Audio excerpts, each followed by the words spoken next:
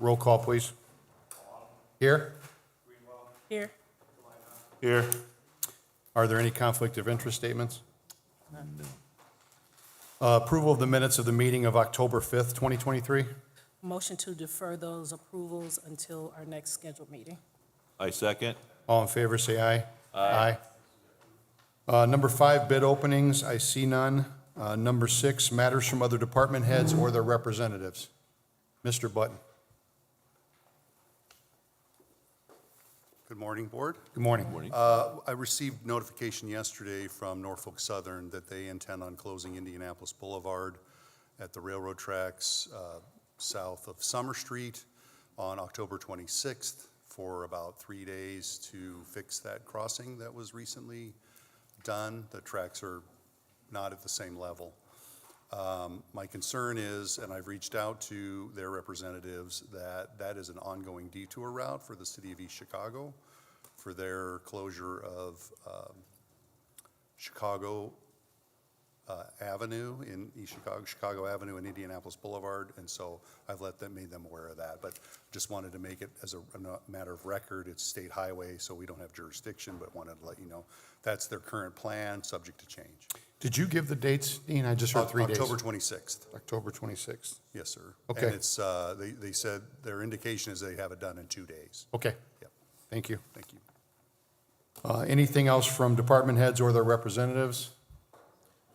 Okay, moving on to correspondence. Letter A, correspondence received from Gary Up Construction requesting to do a partial lane closure on Calumet Avenue just south of River Drive. The closure will take place on October 24th and 25th, with October 26th as a backup in case of poor weather. You may remember that the board previously approved a similar action. The vendor could not complete the work or even come to the site, so they've asked for a new date. Recommend approval. Okay. Motion to approve the closure as submitted. I second. All in favor, say aye. Aye. Thank you. Letter B, correspondence received from William Stewart requesting for the no parking sign on Beverly Avenue for 7850 Northcott Avenue to be moved from its present location approximately 30 feet east of its current location. The area where the sign is located will be replaced with concrete. I spoke with the Director of Public Works, Felix Gonzalez, yesterday, and this is not a good idea, so I would ask that it be denied, because the sign is there to warn people. It's an alley, don't block the alley, basically, that's adjacent to a driveway. And if we move it 30 feet east, that would be in front of the driveway, so it would be east of the current driveway, and would not meet the purpose for which that sign is installed. And so I don't have any problem with a removal, concrete, and then placing it back, but that sign does not need to move. Okay.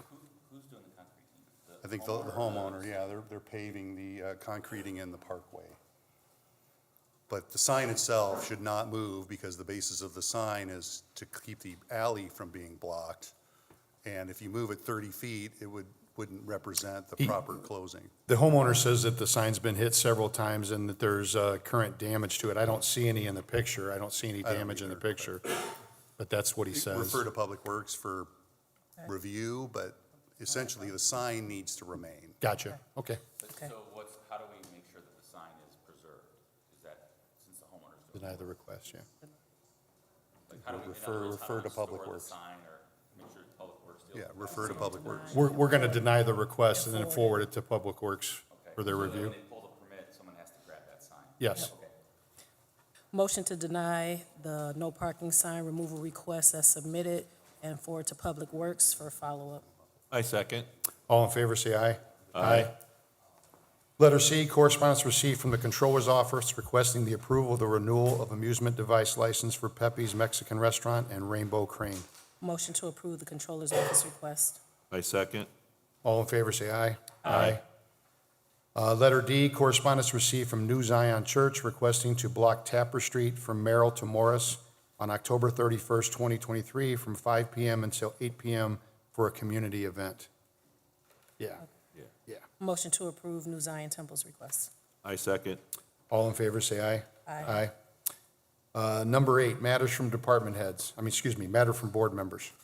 Yes, I have 2 issues that were brought up at Mayor's Night Out last night that I would like to forward to Mr. Button for review.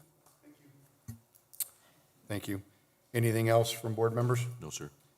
Okay, moving on to new business. Letter A, funding allocation request form received requesting $44,383.25 of the 4th District Gaming Fund to be allocated for the lighting in the 4th District with Nees Engineering. Yeah. Motion, you got something? Okay. Motion to approve the funding allocation as submitted. I second. All in favor, say aye. Aye. Letter B, funding allocation request form received requesting $5,980.93 of the 3rd District Gaming Fund to be allocated for the lighting in the 3rd District with Nees Engineering. Motion to approve that funding allocation as submitted. I second. All in favor, say aye. Aye. Letter C, authority to issue requests for proposals for competitively sourced solid waste disposal. Motion to, sorry, Oh, I'm Kevin, go sorry, ahead. yes. Go ahead. This and the next request are all just so that we can get the board's approval. We don't have the RFPs out yet or ready yet, but I just wanted to make sure when they are ready, we can get them out. Gotcha. Motion to approve the authority to issue those requests. I second. All in favor, say aye. Aye. Letter D, authority to issue requests for proposals for bulk fuel service. Good for that, Yeah, just a, same thing as the other one. Motion to approve and authorize the issue for the request. I second. all in favor, say aye. Aye. Letter E, garage sale permits submitted for approval. They did have that set up on 165th, by the way. Yeah. They just made it smaller. It's not there this weekend. We're good, T. Motion to approve the garage sale permits as submitted. I second. All in favor, say aye. Aye. Letter F, right-of-way permits. It looks like there's 2 of them received from engineering submitted for approval. Good morning, Mark. Good morning. There are 2 from Passion for the Westlake project, one being Douglas Street from October 16th to November 12th, and Yeah. Sheffield? Sheffield is another one. And basically, they're putting the tracks in and doing all the work, and they're gonna close them down. The detours, there's a truck detour, I'm gonna take a harder look at it. It came in late yesterday for Sheffield. But I do have the gentleman here, Dave from Westlake, and he can kind of explain what they're doing and their work and so forth. So hopefully, this is gonna be a last closing of the street. So is Douglas gonna be a complete closure? Because I know it's one lane right now, right? Has to be a complete closure so we can connect into the old station, going to the new station, Okay, get all the conduits and electrical information. okay. Get it all sealed, just like we've been doing throughout the town, we're gonna do it all at once instead of coming back and putting crossing. We'll dig it out, put the track slide in, put the conduits in, pave it, and put it up. Okay. So once it's, Yeah. Approval of it because we're trying to keep, the asphalt plants usually close around Thanksgiving, so we're trying to get it and done this done. What's going to be the ability That's what we're That's what just we're talking just about gonna- right now. bound to Seoul? Yeah. Folks that need to get, Normal automobile traffic will follow the normal routes, truck traffic will be routed over Burn, down to 165th. We're talking about 2 different. Sir, can you do me a favor? Would you mind stepping up here just so we can make sure everybody can hear you? What was the question? Council asked about the eastbound Douglas detour, not the Sheffield.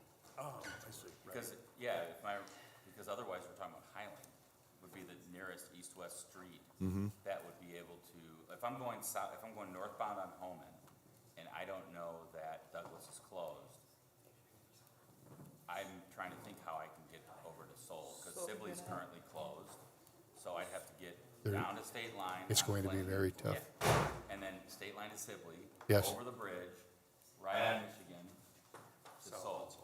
South on Seoul, so, I mean, there should be some significant signage for anybody that needs to detour to Seoul, like, There would, you're talking about almost a half-mile back. out of your way, yes, yes. Because Holman is closed at, Right. Well, there's By no, the- there's no yeah. east-west street. Right. Highland and Douglas. Right. Right. That gets to Seoul. right. That's my So, Yeah. so the detour we have now for the westbound closure of Douglas is through Seoul to Willow Court, to State Line, to Clinton, to Holman. So we're gonna do that basically in reverse. So Holman to Clinton, to State Line, to Willow Court, like behind the Strax Van Tilt, and then to Seoul, and you're back on Douglas. Wait, so give me that again? So Holman to Clinton, To State Line, Westbound, state line. northbound on State Line, and then eastbound on Willow Court. So behind the Strax Van Tilts and all You'll that. go under the bridge. and then to Seoul. To Seoul, yeah. That's how the westbound Douglas detour is right now, but for the westbound traffic. So you go behind Struckmont Till, go under the overpass. Kind of Overpass. state, basically. Right, Yeah. right. Just come Okay. down Willow and connect into South. Yeah, How that's long is this down for? Should be just a little under a month. So it's working for the westbound lanes, that detour, so we're just reversed it for the eastbound now, since it's gonna be a full. But now you have westbound and eastbound, Yeah. both detouring that way. My concern also is the school. I can tell you that the parents at that school are ready to blow. For a month especially, yeah. I mean, there's no way around this, I assume? Can we have, since we have detours both ways, can we not do one until the other one's done, or they both, that can't happen? The north side of Douglas is now, it's not complete. And so they have to raise the entire road where the railroad tracks cross Douglas. So the whole road needs to be raised. They And right- really can't do that in two phases. Right in the center of the road, there's a manhole that we have to connect to, and it's 13 feet deep, so you can imagine the hole at the top. So Right. We can't do one lane, we have to like take the whole road, dig down. And Then it's not, I'm sorry, it's not a situation where like they can work I know, overnight, but I don't close it know how down, we get open it up during No. the day. And we're trying to get the, Four-week closure. yeah, we're trying to get all the storm sewer and everything, because there's a storm sewer that connects in from GSA. GSA is all on board with this, we've talked to the judges and everybody there, so they have no issue with it. Well, they've got no trouble because they can go home into Douglas and still get into their Right. building. And they've got private entrances. I'm worried about the public. Right, but I'm just saying, because they're a good neighbor and we're trying to be a good neighbor, we've informed them and they're good with it. We are always in contact with the school. I don't know how we get around it. We got to make sure there's plenty of signage, like you said. Sure. And, Yeah, I almost, Try to intercept them at Highland, I too. agree. yeah, exactly. Sign, Road closed ahead, yeah, Douglas. at Highland to try to get people over to Seoul. To Seoul, And yeah. state line. And a state line. If you can get people to state line on Right. Highland, that's good too. I wouldn't want to live on Highland for the next month, but Okay. Well, We have electronic message boards up to inform everybody that the roads are gonna be closed and when, so. okay. And the month starts when and ends when? Monday for a month? Monday for a month. Okay, That's the first closure.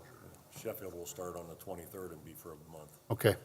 And we have a little bit of play in there because obviously weather, we're just, if we get good weather, we'll get it done and get out of there. I mean, I think we've got a pretty good record with all the other intersections we're doing, so we're cognizant of the public and the safety. And we're gonna try to get it done as quickly as we can with as little disturbance as possible. Okay, Dean, I would definitely. Follow up with the could make signage. sure that the HAST is informed, downtown business is informed through Ann, and we'll take care of that. But if someone could inform the school, I think fire especially, that's, department too, yeah. I doubt they know this is They coming. don't know a way around it. If they can't do it one at a time, they got to do both. And then who's gonna take care of letting PD and everything? I'll take care of PD and FD if you want to just, yeah. Well, I mean, isn't that standard procedure? Yes. This board to notify the, Yeah, Which it is, but with it happening Monday, I just wanna make sure it happens, because with Linda out, the minutes aren't being generated right now. okay. With regard to the Sheffield closure, that we're basically following the same playbook we did with Chicago Street closures 2 years ago, 3 years ago, when we had Goslin, Sheffield, or Chicago Street closed at any intermittent time due to phase switches. They're holding the traffic at Burnham, right, the truck traffic at Burnham, and sending them south to 165th. It's the same detour we've done before. Doing a soft closure right at State Line to make sure those trucks don't advance, because we don't want to put them on surface streets. Right. I reached out to Security Transport to let them know what's going on. It's likely that we're gonna have to allow them to use 141st again for the period of time that that's closed. And this is the relocation of the south set of South Shore tracks, right? So they're shifting the Shifting, south set down and putting that in place where the new alignment's gonna go. And then next year, in May or next year sometime early, they'll move the north set of tracks over. Okay. So there'll be a similar closure at that time. Okay. Well, then I'm just counting on you guys, gentlemen, to put up signage. If like we could stop them at Highland, that would be great. And, I mean, I guess we got to do what we got to do, Yeah, so. we have a professional sign company on board, traffic control, and we'll get it done. Thank you. 18th Street too, I think, just make sure Ann knows, Dean, if you could, about 18th Street, because that's a business we, obviously we care about all the businesses. Right. It's a very busy place. Right. Okay. Thank you, gentlemen. Thank you. Motion to approve the right-of-way permits. I second. All in favor, say aye. Aye. Letter G, C-Click Fix, request to add signs where the bike path crosses over to Northcott Avenue. Was made aware of this about a month ago. I've sort of talked to the executive director of the Little Calumet River Basin Development Commission, Dan Repay, who agrees that these signs should be installed, and so I just need to put a plan together. But we agree that more signage at the Little Calumet River Trail crossing of Northcott is a good idea. So we should approve it and forward it to Public Works, or is it just to you? Send it to me, and I'll put a plan together for Gotcha. Public Works. Okay. Please, thank you. Motion to approve the C-Click Fix request and to forward to engineering for follow-up. I second. All in favor, say aye. Aye. Okay, moving on to number 10, old business. Anybody? Number 11, rental registration hearings. Nick, there's none. Number 12, business exception hearings.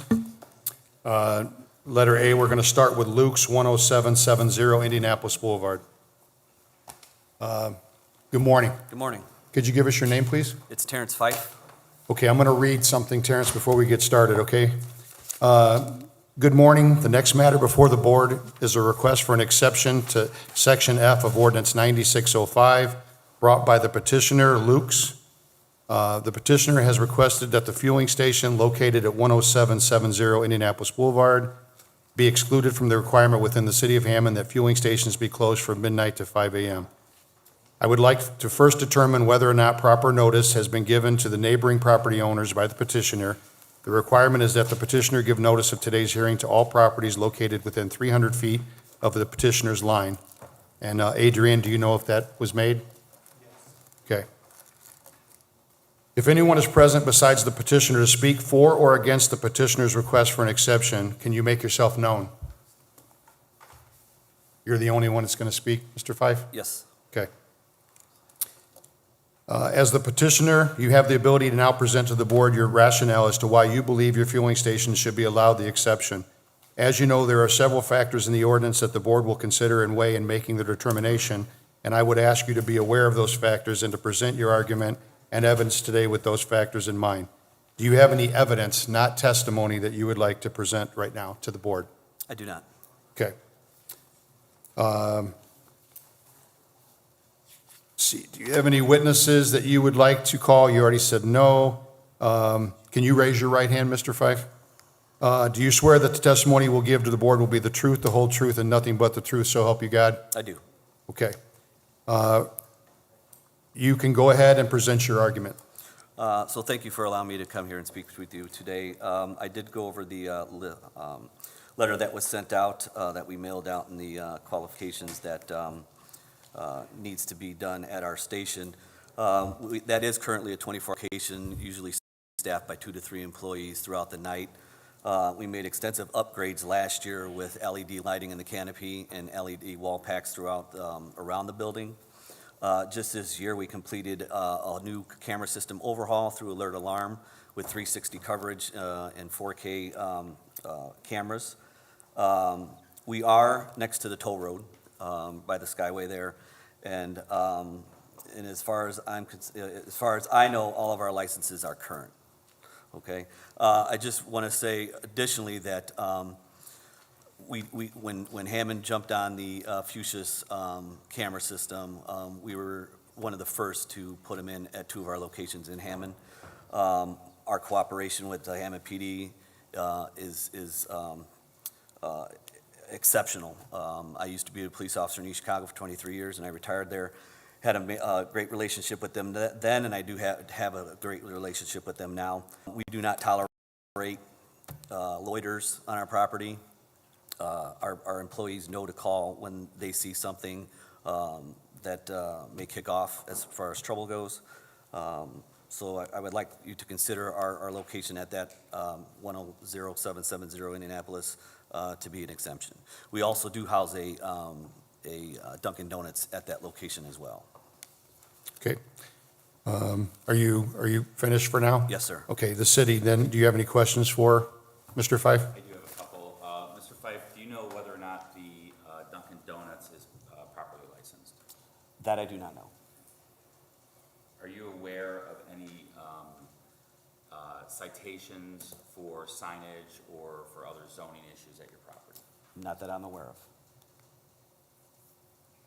And are you aware of the criminal, wait, let me phrase this right. Are you aware of the call-out history of the property over the last 5 years as relates to the police department? I am aware of only my information that I'm given towards our employees as when the police are called and any police requests.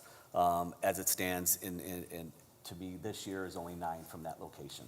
Okay, and how do you keep that, how do your employees keep a call log? They send emails, so we have an incident report that they have to fill out and send to me anytime that there's any type of police activity, whether it's regarding our business or just a traffic stop or anything. There's an incident report that's filled out and sent to me. Are those incident reports or emails regarding police calls shared with the Hammond Police Department, to your knowledge? Only in the sense if Hammond requests something that they need, I give it to them, whether it be video or anything else regarding to any calls to our station. And is this location currently, I think you mentioned you were the first to hook up the fuses. Are you currently hooked up with fuses? We are in the process now. I got in touch with Chris Godey from Hammond PD last week regarding that. We do have 2 other locations that jumped on that. So we are in the process of buying those this week for that location. So just to be clear, for this location, you are not currently on fuses? Correct. But in the process of getting on fuses? Should be by the end of the week or first of Monday. And you understand that as the ordinance is currently written, if the board would grant you an exception, there may be conditions, and those conditions have to be met for you to be open between midnight and 5 after November 1st. Yes. You understand that? Yes. Okay, no other questions? Does the board have any questions for Mr. Fife? No?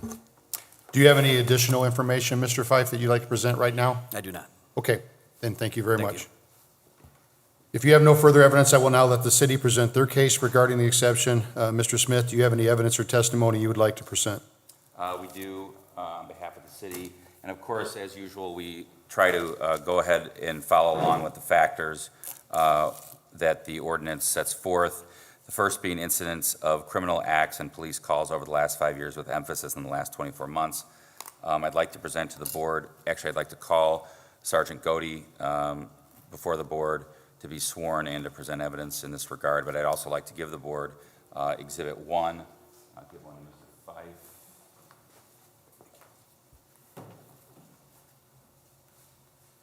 Thank you.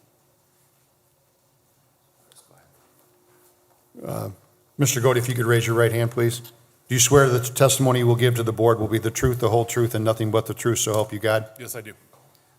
Sergeant Godey, could you please introduce yourself to the board? Sure. My name is Chris Godey. And what is your current occupation and duties at the Hammond Police Department? I'm a sergeant with the Hammond Police Department, and I'm the FUSIS administrator for the camera sharing program.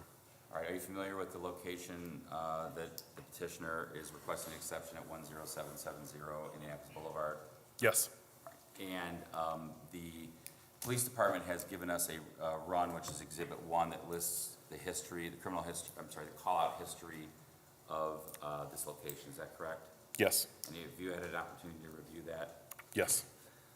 So if you could just explain to the board, Sergeant Godey, your relationship with this gas station, with the management and ownership, and as it relates to the criminal history or call-out history that I presented as Exhibit 1. Sure.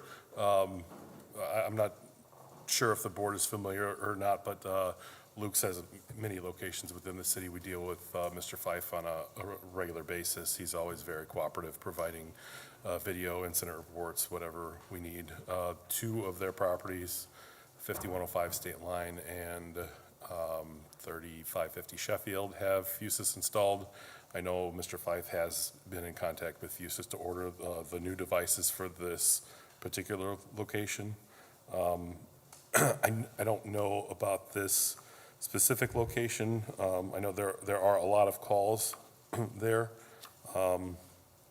but they're in a very busy location. I know they have a lot of gas pumps there, and you know, some of these are extra patrols that we created, but they do create incident reports. They are given to us when needed, and they are cooperative with us, especially if it's something that's needed for another property, not just their own. I'm just curious, because it sounds like they have fuses on the other locations, which, based on the addresses you gave, don't seem to be as busy, yet this one doesn't have fuses. Have you had any conversation with Mr. Fife or anybody from Luke as to why this location doesn't have fuses at this time? No, I don't know why. They have multiple locations. I think they're waiting to upgrade some cameras, and eventually we're going to get everything on. I know 5105 State Line is a busy, I mean, this may have high volume and high traffic, but as for criminal acts where we're constantly there, 5105, and the other one for specific reasons that they were installed there, because they're But proximity to the not at state this line. one necessarily. You don't have, you're not familiar with any violent criminal acts at this location in the past, call it this year, 24 months? No, All right. Do you believe that the camera system they have installed there, I know Mr. Fife mentioned that they had upgraded their cameras. Well, let me ask you a foundational question. Are you familiar with the camera system they have at this location? yes, Do you believe it meets the standards that the police department would need for investigating any criminal acts that may occur there? yes, their new systems that they've had installed with Alert Alarm are compatible with Fusus and are adequate for our investigations. Okay, I don't have any further questions of Sergeant Cody. Does the board have any questions for Sergeant Godey? Nope. Thank you, Sergeant Godey. Thank you. Mr. Fife, have any questions for him? Mr. Fife, do you have any questions for Mr. Godey? I do not. Okay, Can I have a response to? you'll get it, yeah, you'll get a chance, yeah, yeah. Yeah, so just in summary, I guess, I just would want to mention that as it relates to the call-outs, there are, I believe, 16 pages of them. So I'm not really passing judgment on it. I just know that it's a busy location, and there are, whatever's in Exhibit 1 kind of speaks for itself, but that's for the board's review.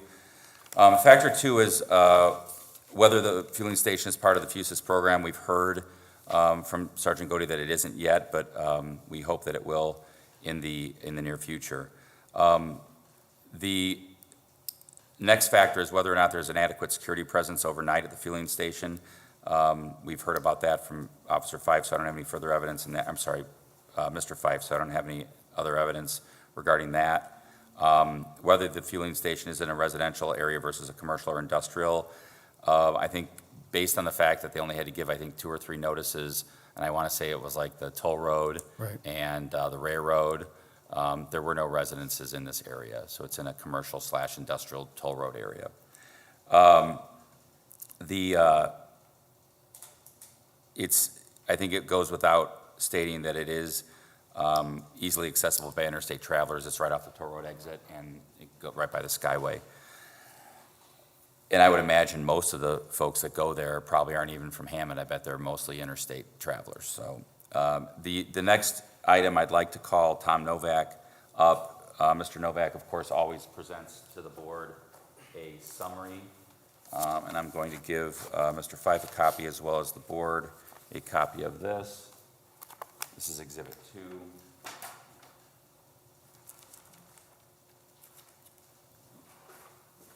2. Yeah, give us 3. Thank you. Give one to Mr. Fife here.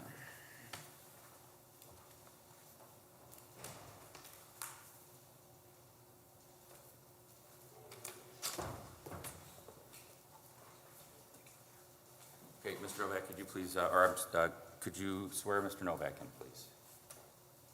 Oh, sorry. I was looking at the pictures. Do you swear that the testimony you will give to the board will be the truth, the whole truth, and nothing but the truth, so help you God? Yes. Thank you. Okay, Mr. Novak, could you please state your name and tell the board your position with the city? Yes, Tom Novak. I am the Assistant City Planner in the City Planning Department. And have you had occasion to visit the Luke's Oil, which is known as NH Vegas LLC, at 10770 Indianapolis Boulevard? Yes, on the evening of October 10th, I went by. All right. And did you create a report based on that visit? Yes, I did. And is that report Exhibit 2? Yes. And did you take the photos that are attached to Exhibit 2? Yes, I took those. Okay. So, Mr. Novak, as usual, we asked for your summary, this is a summary, but did you want to point out any specific ones that you were concerned about as it relates to safety at this location? I mean, like many gas stations before, there are some signage in the convenience store windows and doors, which cover more than 25% of the window panes, which, you know, if there is an emergency, it creates an issue for emergency crews looking in. It also hurts the staff from looking out and seeing if there's an issue at the pumps or what have you. You know, there's no ADA parking on site. Seems to be a pattern at a lot of gas stations. At least one instance of graffiti observed on a transformer in the rear of the building at the Dunkin' drive-thru. The address numbers in the front, because this is a bit of a confusing address to Hammond area people because of the numbering used. And it's a very small little thing on the front door, and then there is no address on the back. I did notice, and I'm not sure if there's power to it, but an exposed electrical wiring hanging from the buy one, get one free sign on the north end of the building, well, the east wall, but the north end. And there is a shipping container being stored on site which contains fireworks, which they sell during the fireworks season in the summer. You know, my understanding is that they did work with the Hammond Fire Department at the time, but the shipping container was to be removed during non-sales months, so. Because it's a temporary situation. Yeah, shipping containers should only be temporary at a commercial property like this. And I know that there were talks last summer with Inspector Chris in the first district, myself, and some staff member about how it should be removed when the sales season is done. I mean, obviously, I do have concerns about fireworks being stored in a non-air conditioned container next to a gas station, but I defer to the fire department on that. Point being, it should have been removed during non-summer months. Okay, thank you. I don't have any other questions for Mr. Novak. Does the board have any questions for Mr. Novak? Mr. Fife, do you have any questions for Mr. Novak? I do not. Okay, thank you. Thank you. The next item I have is Exhibit 3, and I have Mr. Farrell here to testify if he's here. Okay.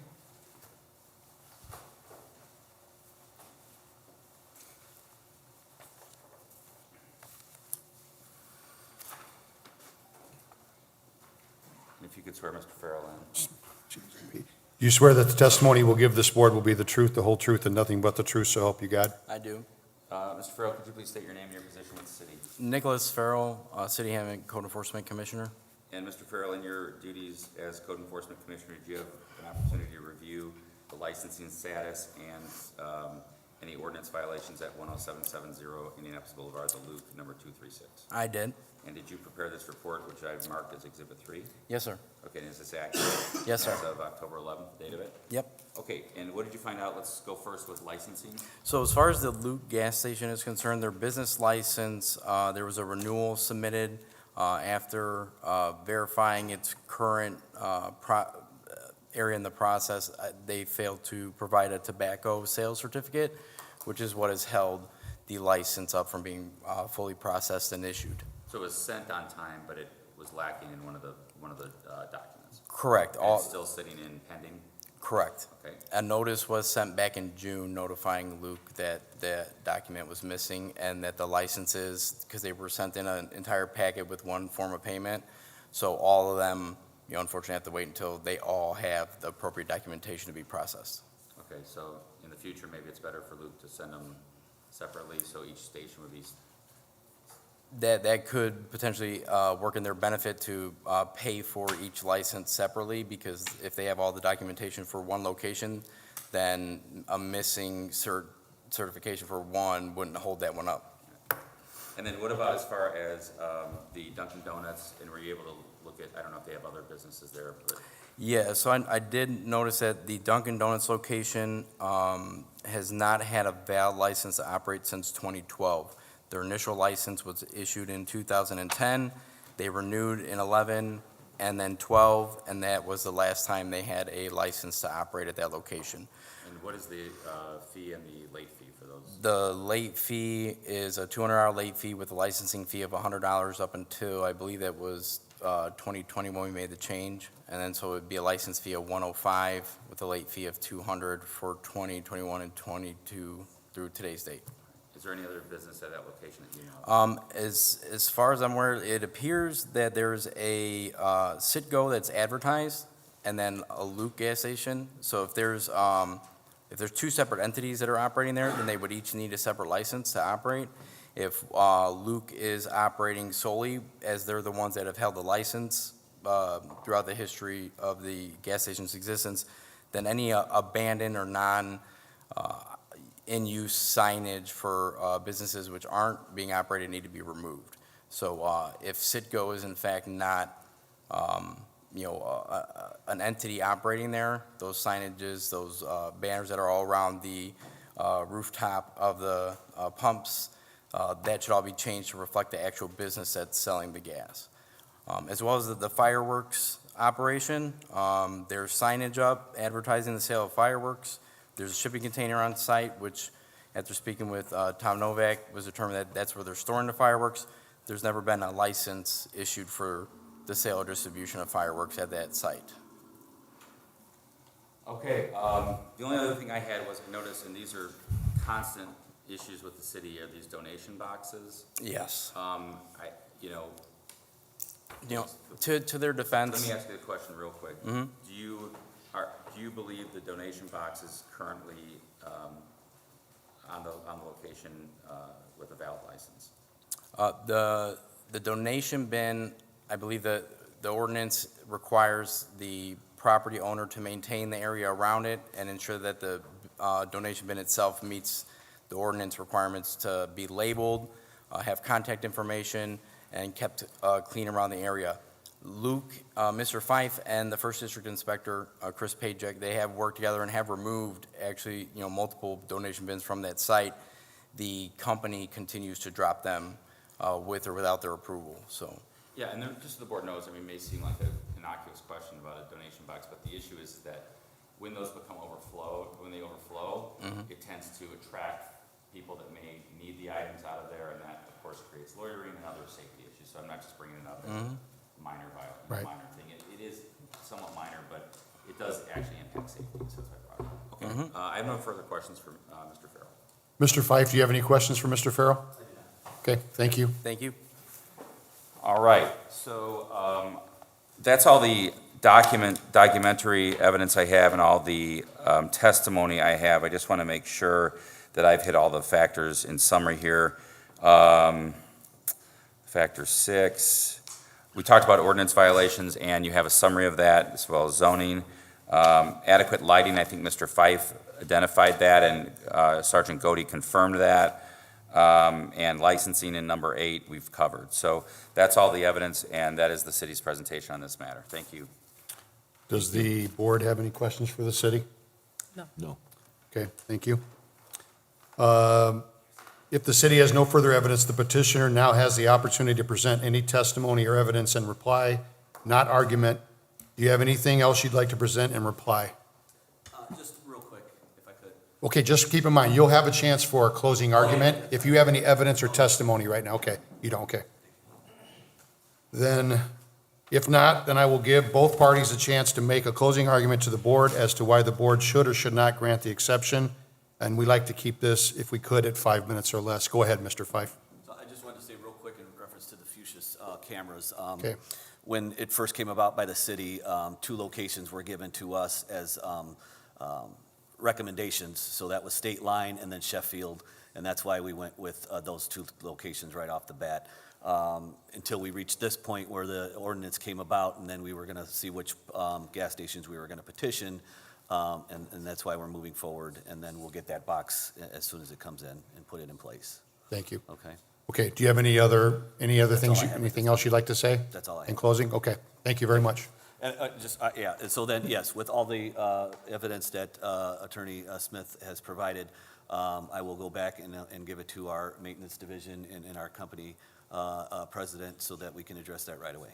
Can I ask you, Mr. Five, just real quick, the Citco was brought up. Is that part of, how does the Citco play into this? It is part of it. It's a unbranded site to where we have, and we entered into that partnership quite a few years back. I think it's coming to the end to where then it will be a Luke's, but there is a partnership between Citco and Luke at that location. Okay, thank you. Thank you. And the city can go ahead and make their closing argument? Sure. I would just say at the outset, Luke has been a good corporate partner with the city. The factors that I've addressed with, regarding this location, I think Mr. Fife has addressed them well. I think his response that he's going to take a look at all the issues that Mr. Novak brought up, I think is important, especially regarding a couple of those. I would just point out graffiti really needs to be removed immediately because that creates, as you know, as a police officer yourself, that creates issues. Again, it seems like a minor thing, but anybody involved in that type of activity, it becomes more of a major thing potentially, right? The fireworks container, I think, is also a major issue from my perspective.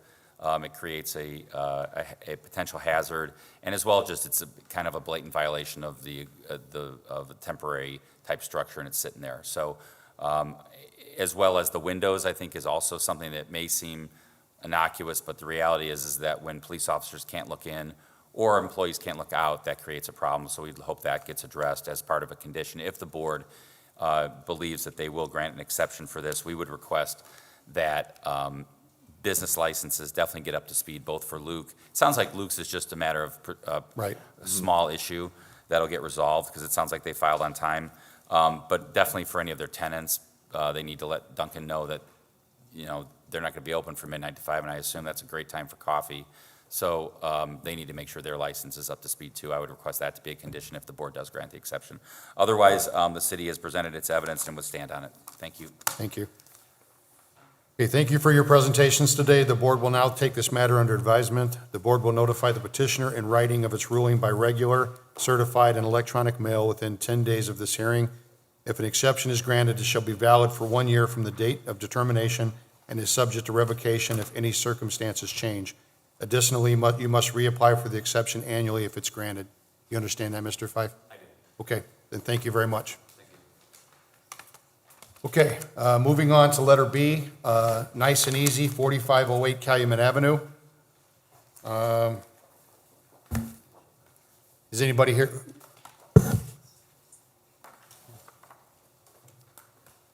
You'll be the only one today testifying for the gas station? Okay, let me read this real quick. Good morning. The next matter before the board is a request for an exception to Section F of Ordinance 9605, brought by the petitioner, nice and easy. The petitioner has requested that the fueling station located at 4508 Calumet Avenue be excluded from the requirement within the city of Hammond that fueling stations be closed from midnight to 5 a.m. I would like to first determine whether or not proper notice has been given to the neighboring property owners by the petitioner. The requirement is that the petitioner gives notice of today's hearing to all properties located within 300 feet of the petitioner's line. And Adrian, was that notice given? Yes, sir. Okay.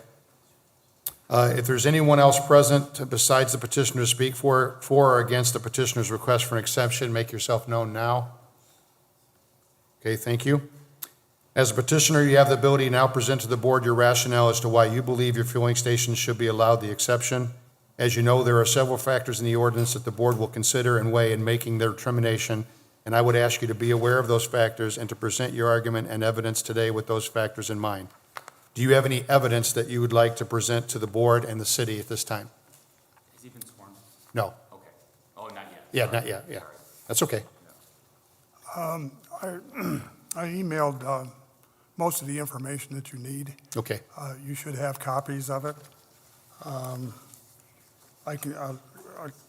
be happy to go through it with you. No, that's okay. Not at this time. If you have some, can you present it to the city and the board? Or that you've already sent it already, is I what already you're saying? sent all but one item, Okay. one that I forgot. Yes. So I would just indicate for the record that Mr. Witham has presented the city with via email with, appears to be 6 photographs of the property, as well as a, 1 page of a map and 1 page of what appears to be a call-out log. Okay. Is that it? Okay. I forgot to include. Do you want to put those into evidence? Is you asking to make those Yeah, part of the sure. record? Yeah, and there's one other thing he wants to add to, Mr. Smith. This is the license. Yeah. And it also appears that Mr. Witham has presented the city with a 2023 license issued by the city. Okay. Any other evidence, Mr. Witham? No, that's all. Okay. So before you give any testimony, could you raise your right hand, please? Do you swear that the testimony you will give this board will be the truth, the whole truth, and nothing but the truth, so help you God? I do. Okay, thank you. Can I have your first name, sir? Jim. Jim. I don't Jim, know it yeah. as Mr. Witham. All right, Jim Witham. Got it. Okay, if you don't have any petitioner, if you don't have anybody else that you'd like to speak at this time, Mr. Witham, go ahead and make your argument, please. All right, if you want to go through the Pictures? pictures as we have. Okay. It's the location. It shows different views. It shows across the street. It doesn't show the other station across the street. That's the only thing that I think I left out. The other thing it does show is it shows on the inside, it shows the counter and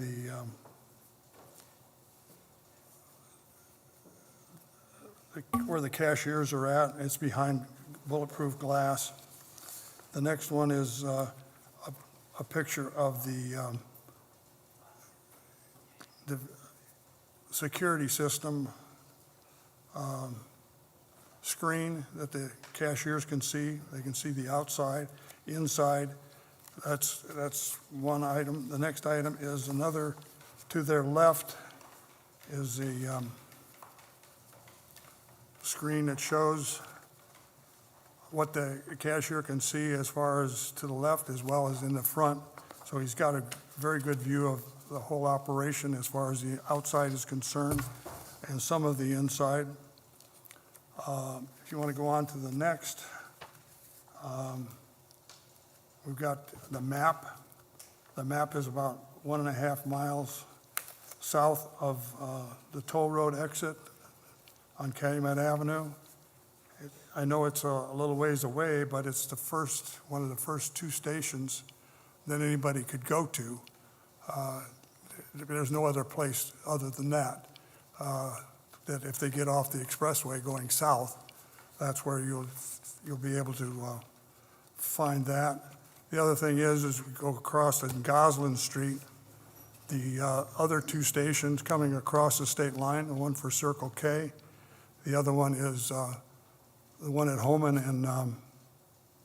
and Goslin, Goslin is definitely a throughway to Hammond, both ways. But those 2 other entities are not open after midnight. So we have been open midnight for a very long time. We've been in business somewhere in this mess.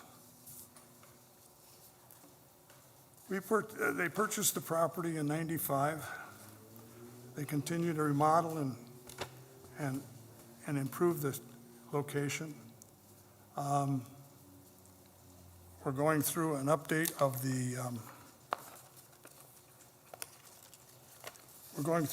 on the POS system to help go to the newest technology. Our technology is not that old, but it has to be updated so that we can prevent credit card fraud. The other thing I want to go back just a tad. When the cashier is there after midnight, and they've been open for many years, from midnight to 24 hours. They have 24-hour service for a great number of years. That cashier has the ability he's right there, he can look outside to his left, you can see what's going on. He's got the cameras, so he's well in control of the situation. I'll go on if you want to start going down the list here. If you're ready for this, to go down the list of You'll have to excuse me, I'm not a very good public speaker, but hopefully we'll get to the point here. All right, I was going to go down your list, if this is the proper time to do this, go to the incident report, which you have a copy of. This incident report is from midnight till 5 in the morning. And if you notice, I've drawn lines on this. There was, in 2019, there was 3 calls. 2020, there was 6. On 21, there was 8. In 22, there was 5, and there's only been 2 so far this year, up through the first half. This came from the city council, so this is where I got this information. We can, when I take a look at the nature of the calls, some of these are, I don't know. It's hard to determine what really when you got a couple 911 hang-ups, I assume an officer was sent for. Don't know that, but more than likely they were. EPD, I don't know what that stands for. I haven't had time to research that. I just don't, so there might be less calls than that. So, I mean, we don't have that many calls there. And I think that warrants a lot of consideration on your part. Next on your list is the fusion system. We have had the fusion system delivered.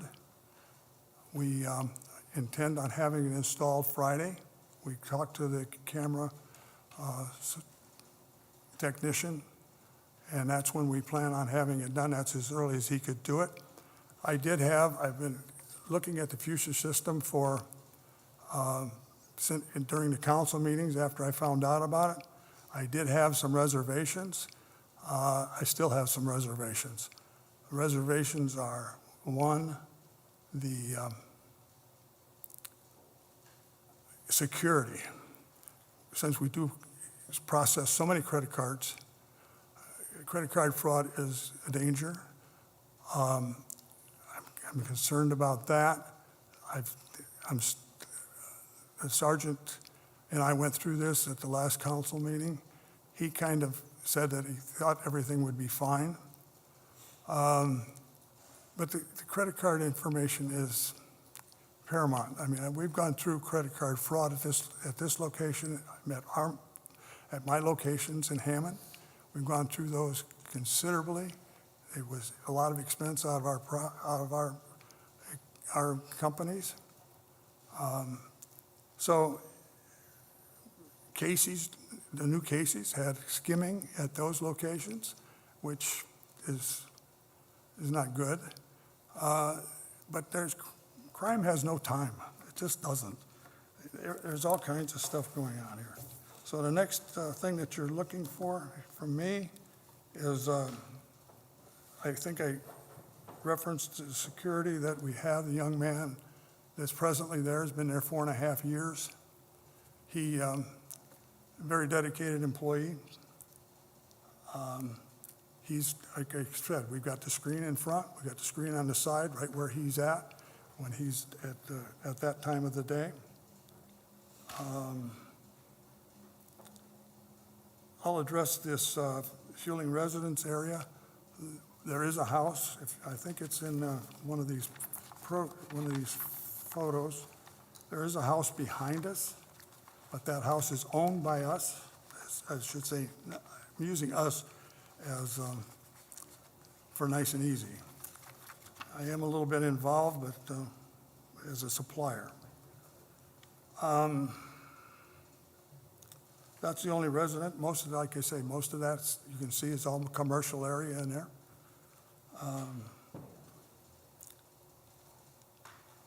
I addressed the fueling accessible by interstate. I don't know of any other ordinances or anything we have an issue with.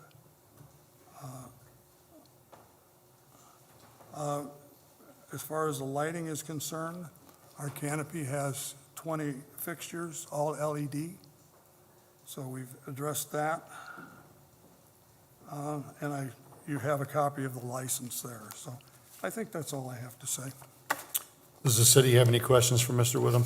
Mr. Witham, what is your, yes, I do. Mr. Witham, what is your position with the company? This is named Nice and Easy Correct. Gas and Mini Mart Inc. We've been a supplier of theirs for over 20 years. Okay, so you only supply the fuel, you're not an owner, That's correct. and are you here as their representative? Correct. Who is the owner, or who's the president of Nice and Easy Gas and Mini Mart Inc.? Vikram Singh, or Ricky, Vikram Singh? yes. And how long has Mr. Singh owned Nice and Easy Gas and Mini Mart Inc.? Since 1995. So he's been the only owner His brother is part owner. with his brother. Was this a station that you owned prior to that? No, sir. I wanted to own it, but I got outbid. Okay. Have you been the supplier since '95? I believe so, but I'm not positive. I know it's for over 30 years. Okay, so is it fair to say that your testimony here today is on behalf of the owner, but that you're getting this information from the owner? Like, let me ask you this. You talked about the fact that from midnight on, the gentleman that works the cage can see out both Right. ways. Do you know that, or is that something that Mr. Singh told you? No, I know that. I've been there many times. I've helped them with their PO system. Between midnight and 5 a.m.? Not lately. Okay. I've done it once or twice. I'd be happy to go back there if you want me to, but No, I don't need you to go back there. I just want the board to understand where your testimony is coming from and things like that, so. Well, like I said, I've been there in the mornings. I've been there during the day. I help them with the PO system. I'm there here in the last years to 2 years. I've been there once or twice a week. And as far as the residence goes, that is behind the station that you said the gas station owns, you don't have any ownership in that residence, correct? That's correct. That's just something that Mr. Singh told you or that you believe to be the case, that they own that residence?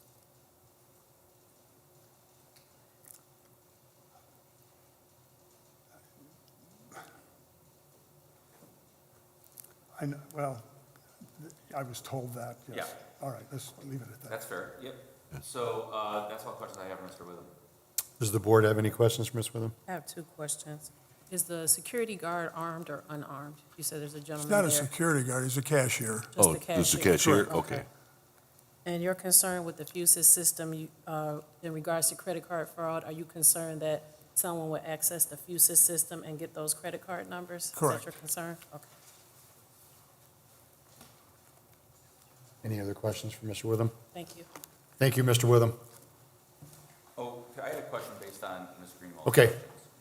So, I have Mr. Singh with an incorporation address of 2849 169th Street. Are you familiar with that address? 49, 2849 169th. Are you familiar with that address? 169, Yes. 28, 47.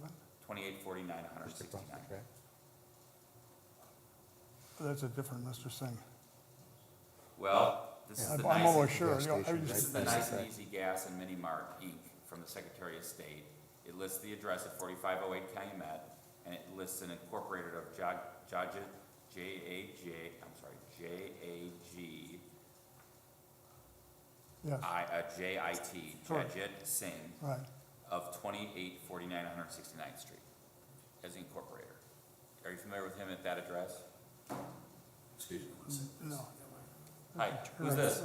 Yeah, it's just past Oh, the Mr. tracks. Singh is here. Oh, nice. Wonderful. It's 169? No, we don't. Is this you? Are you Mr. Jajit Singh? Yes, sir. Okay, so you're listed as the incorporator, correct? Yes. What, do you know, and this could have been just when you first incorporated it. Do you know if that is another gas station, or is that your house? It's another gas That's station. another gas station.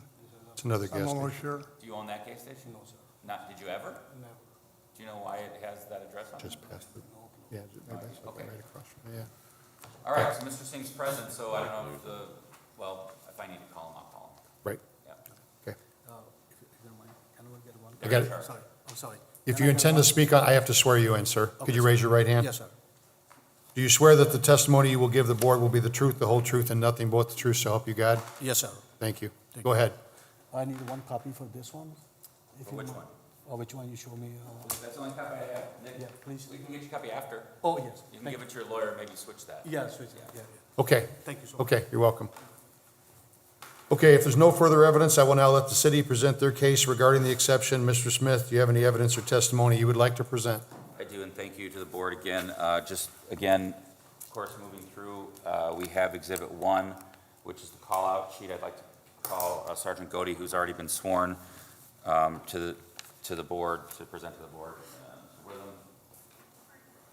I would note that Mr. Witham indicated that his call-out sheet he received from the city council, that's probably a little bit out of date. This, I believe, is the more accurate one.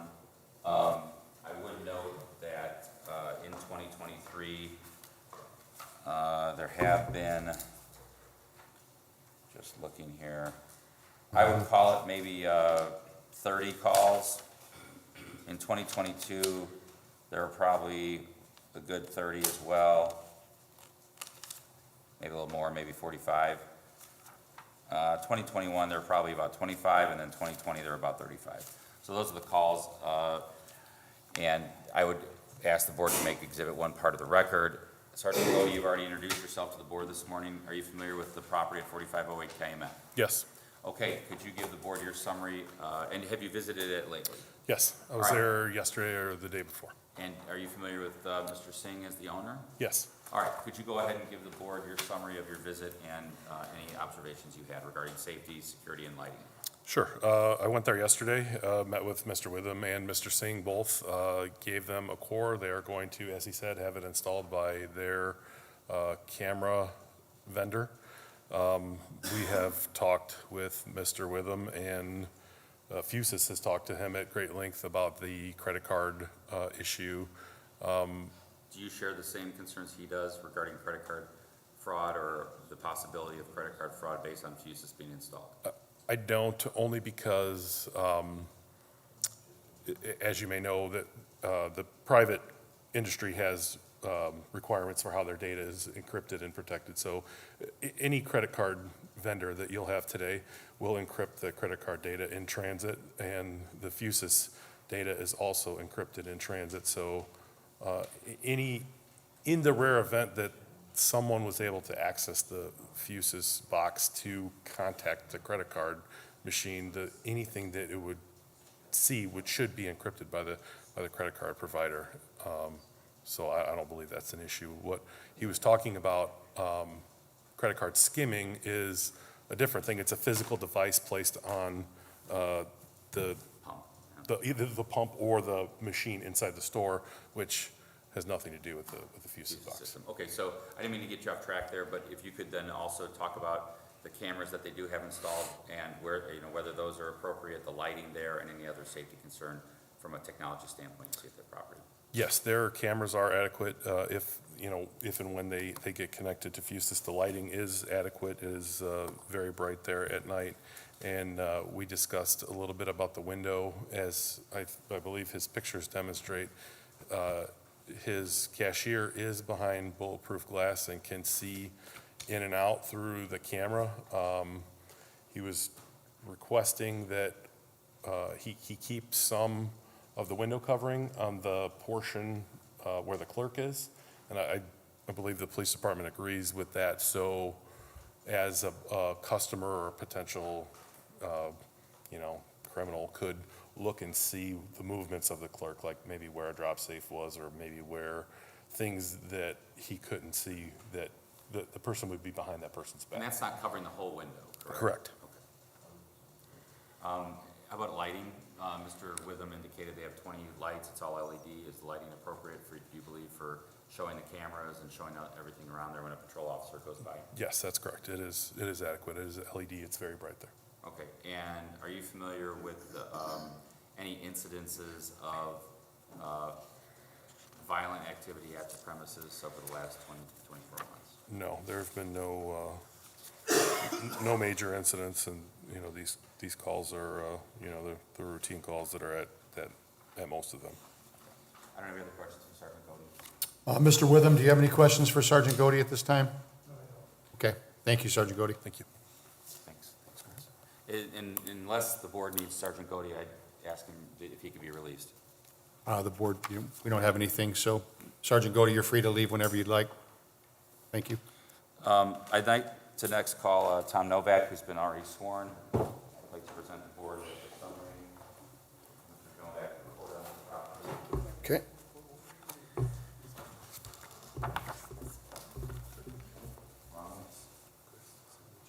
All right, Tom, you've been sworn already. Is this the report you made of 4508 Calumet? Exhibit 2, yes. And is it a summary of the zoning and other potential ordinance violations at that property? Yes, it is. All right, did you take the photos as well? Yes, on the evening of October 10th. All right, and is do the photographs accurately represent the condition of the property on October 10th? They should, yes. All right, so real quick, let's talk about the signage. Okay. And this is Exhibit 2. I'd requested this be made part of the record. I have given Mr. Witham a copy. The signage that you talked about, I noticed there's lights on it, as well as some of the windows appear to be more than 25% covered. I mean, I would say I know they have been an effort to uncover their windows. I will say it appears to me that signage is mostly less than 25%, but the concern arises from shelving units and things like that. I do know they were in talks with Frito-Lay to get some of that shelving removed from the windows because Frito-Lay demands a certain amount of shelving in stores that they display.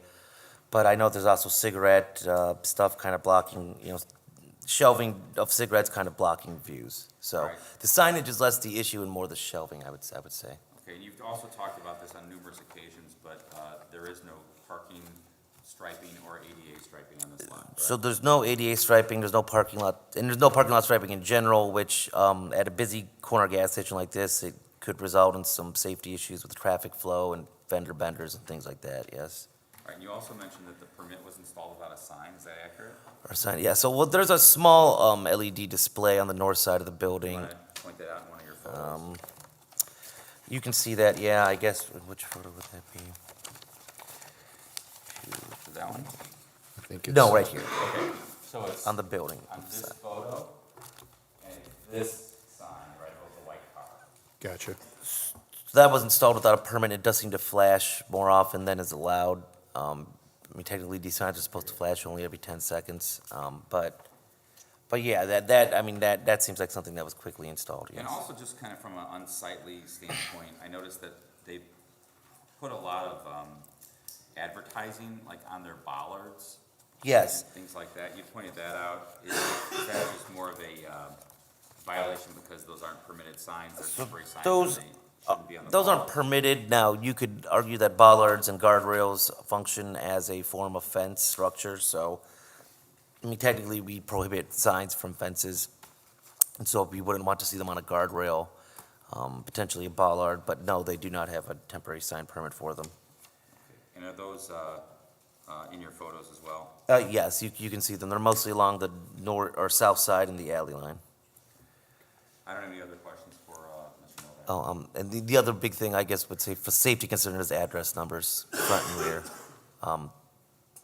They're lacking those? They're lacking them at least in the rear, for sure. Okay, thank you. I don't have any other questions. Mr. Witham, do you have any questions for Mr. Novak? Does the board have any questions for Mr. Novak? No. Thank you. Okay, finally, is Mr. Farrell still around? Yes, he is. Okay, we've got Mr. Farrell's report.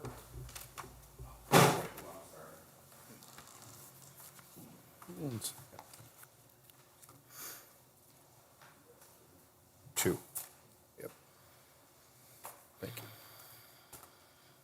Okay, Mr. Farrell, you've been sworn already. Is this a summary of your report regarding business licensing? It is. All right, and what was your discovery regarding the Nice and Easy Gas and Mini Mart business license? So they have maintained a valid and current business license since 2005 through today's current date, which their current license is set to expire June 30th of 2024.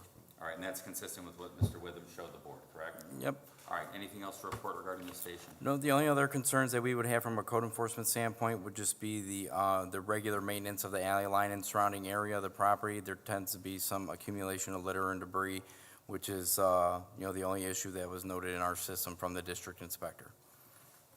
And do you have any knowledge about the, I know that as part of your duties as code enforcement commissioner, that you have to worry about complaints or, residences being close to the gas station, things like that. Are you familiar with this property that Mr. Witham indicated is owned by the station? I'm not privy to the current status of it, but I am aware that there are three properties that sit behind the gas station along Goslin.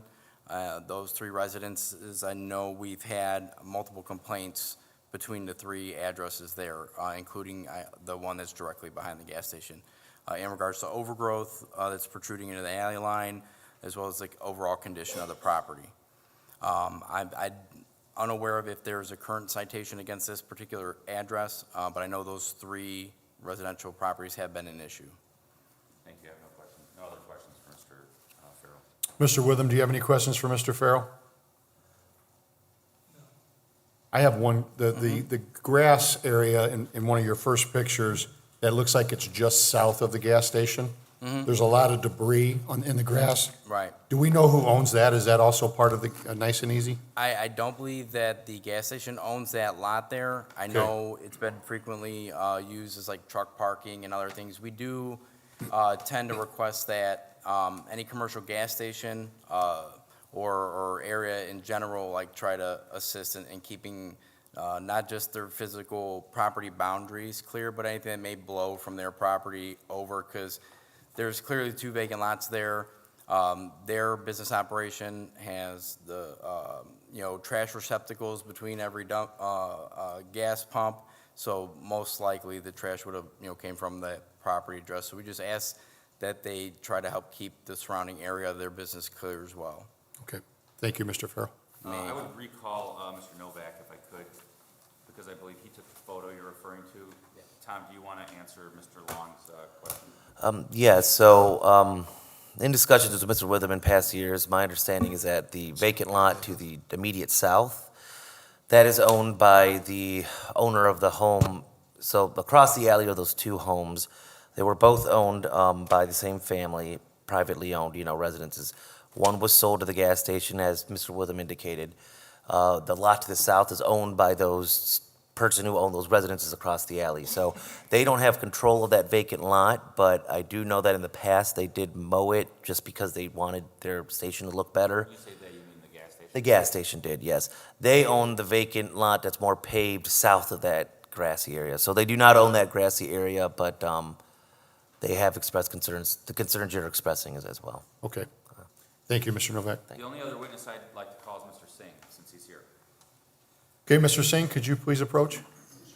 We've already sworn in Mr. Singh also.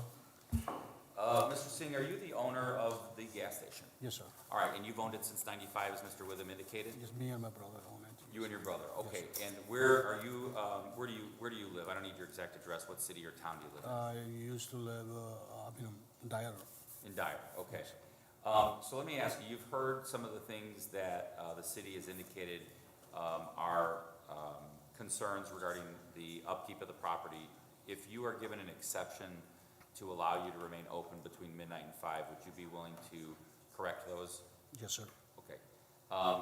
And you heard Mr. Witham indicate something about the house behind it. We own Could you it. explain who owns that, or Me and my brothers. Those are gas station names on it also. what are the plans for that property?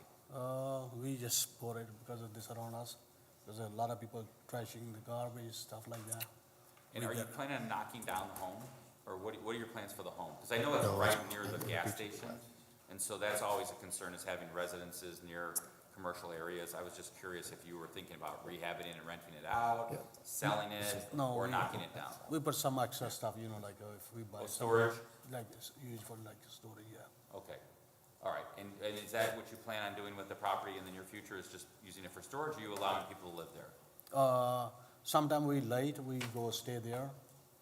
Okay. And, But just employees of the gas station, or you, or what? No, sometime me and my brother, if somebody short-handed, Okay. we stay there. So is it fair that for the foreseeable future, the residents, the home will stay where you're not knocking it down and you're using it for storage and sometimes you or your brother stay there? I have to talk to my brother. If he said we can knock him down, we can knock him down. Okay, that's all I have. Can we clarify, the house that we're talking about, is it west there? It looks like a grade two-story building? Is that the house we're talking about? Yes, sir. Okay. Okay, we just wanted to make sure It's that was only the one. one story, this but there are high levels. That's- Gotcha, we got you. Okay, thank you, Mr. Singh. Nothing further. Nothing further from the city? Okay, if the city has no further evidence, the petitioner now has the opportunity to present any other evidence. Mr. Witham, do you have any other evidence you want to present? No. Okay. Then we'll move on to, if not, then I will give both parties a chance to make a closing argument to the board as to why the board should or should not grant the exception. I don't know if this closing argument is going to come from you, Mr. Witham, or Mr. Singh, but I'd like to keep it at 5 minutes or less, if you could, please. Do you wish to make a closing argument? No, I don't think so. Okay, then I will give that opportunity to the city then. Thank you, and I know in the last one, I kind of went through the factors in the middle of my evidence, and I probably should have waited for closing, so I'm going to do that in this one. The board always has the ability to grant or deny an exception. It has to look at the factors that are that are within the ordinance when making that decision. And I would say, as to this specific location, you have exhibits 1, 2, and 3. You've had the testimony from Sergeant Godey, Mr. Novak, and Mr. Farrell. As it relates specifically to the factors, the first one, incidents of criminal acts and police calls over the last 5 years with emphasis on the last 24 months. I would say that there's a bit of a discrepancy in the evidence presented to the board. Right. I would argue that the Exhibit 1 that I presented is the more accurate tale of police calls to that location. 2, regarding Fusus, Sergeant Godey testified to that. It sounds like that's moving forward, which is good news. 3, whether or not there's adequate security presence overnight at the fueling station. Mr. Witham indicated that there is just one clerk. That's for the board to weigh as to whether or not that's adequate. This is a busy intersection. I would also note that because the train tracks are there, there's a lot of traffic that backs up. And so it's not just traffic that kind of flows through. When it backs up, I noticed that gas station gets busier. Next, fueling station, is it a residential versus a commercial or industrial? Based on the notices I think they had to give, it was in the 30s, right, Adrian, like as far as notices? So it definitely is in more of a residential area than the last station we heard. However, it is on a commercial corridor, but it abuts residences. Kind of as a mitigating factor, I would indicate that because Mr. Singh owns that residence next to it, that helps because it is not just a neighbor, and it doesn't sound like there's been complaints other than grass and other things that Mr. Farrell pointed out. From the residential area. Next factor is, would it be considered easily accessible by interstate travelers? I'm kind of up in the air on this one, just because it is a mile and a half from the nearest interstate. However, Mr. Witham did point out correctly that it is the first station, or second, I guess, if you count the one that's just across the street, if you're coming southbound from the toll road exit. Next factor is whether or not the fueling station has had other city ordinance violations. I would stand on Mr. Novak and Mr. Farrell's reports. We would, if the board believes an exception should be granted in this case, request that those be addressed. Lighting, I think both Sergeant Godey and Mr. Witham both testify that it is LED and it's adequate for the camera system there and for just patrol cars that are going by to see what's going on. We've talked about the license. It sounds like Mr. Singh has always had his license up to date, which of course is much appreciated. And the city would stand on the evidence before it and ask the board to weigh the factors regarding this one. I think the one factor that concerns me more than anything is just the fact that it is not necessarily close to the interstate, but of course that's just one of the many factors before it. So that's all I have. Thank you. Okay, thank you for your presentations today. The board will now take this matter under advisement. The board will notify the petitioner in writing of its ruling by regular, certified, and electronic mail within 10 days of this hearing. If an exception is granted, it shall be valid for 1 year from the date of determination and is subject to revocation in any circumstance, if any circumstances change. Additionally, you must reapply for the exception annually if it's granted. You both, Mr. Witham, Mr. Singh, you understand that? Okay, then thank you very much. Okay, number 13, the meeting's now open to the public. Anybody in the public like to speak? Okay, go ahead. I just want to mention one thing and let the board, remind the board and remind Adrian that the board is setting 2 special meetings next week, I believe Wednesday and Friday, just for these exciting gas station exception hearings. So appreciate the board being available for those. And I know that Adrian will let do the public notice for those. Yeah, the times for both of those are 10, did we go with 10 a.m., Adrian? One of them was 8:30. One's 8:30, let's, Let's get that on the. yeah, is the 18th, I think the Friday was 10 o'clock. and Wednesday, Wed- the 16th, I have for 8:30, and Friday, the 20th. You said 16th, but you meant 18th. Oh, yeah, I meant the 18th Yep, is 8:30. is And 8:30. the 20th is 10 a.m. And the 20th is 10 a.m., correct? So, got it. Okay, Thank you. then I'll take a motion. Motion to adjourn. I second. All in favor, say aye. Aye. Thank you, everyone.